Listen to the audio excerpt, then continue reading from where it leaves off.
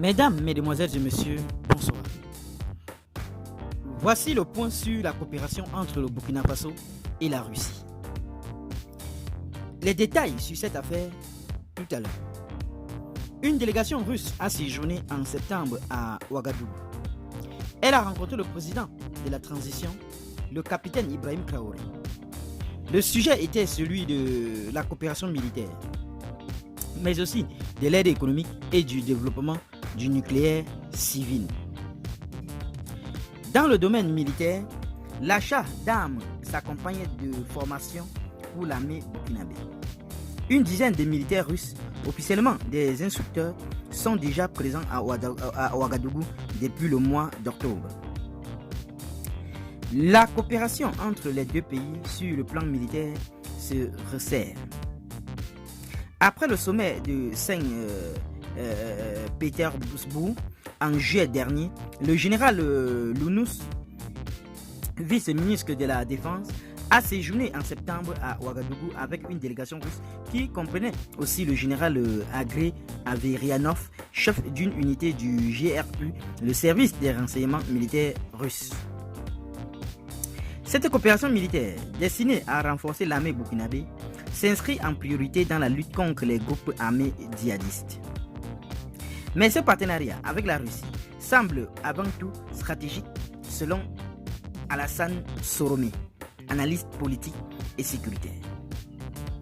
Cette coopération, il faut insister, est plus politique qu'économique parce que sur le plan économique, nous n'avons pas beaucoup à gagner avec la Russie. Mais sur le plan politique, militaire, il y a un intérêt particulier, explique-t-il. Pour étendre son influence au Burkina Faso, la Russie met l'accent sur des campagnes de promotion de sa propre image. Cela se voit notamment avec la multiplication des drapeaux russes dans les rues. Mais cette propagande repose aussi sur des campagnes sur les réseaux sociaux, précise Alassane Zoromé. Selon lui, la Russie a toujours utilisé des moyens peu coûteux pour éteindre son influence. Et cette influence, que ce soit en Amérique, en Europe ou en Afrique, ça a été le plus souvent l'œuvre des institutions extra-étatiques qui ne relèvent pas forcément de l'État central, mais des particuliers.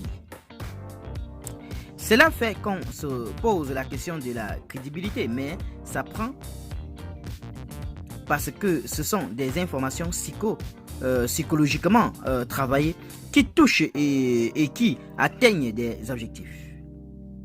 Les commentaires pro-russes sur les réseaux sociaux sont en effet en recrudescence au Burkina Faso depuis plus d'une année, selon l'organisation ACE Onwania.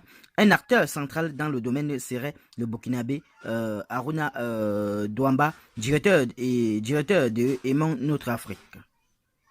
Après avoir soutenu le président centrafricain Faustin Archange Touadéra, celui-ci a créé une nouvelle filiale média, le groupe panafricain pour le commerce et l'investissement, qui poursuit une campagne pro-russe au Burkina Faso.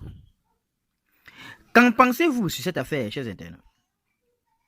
Donnez vos avis en commentaire, sans hésiter de vous abonner à la chaîne, tout en activant la cloche de notification pour ne plus rien rater de nos prochaines vidéos. À très bientôt.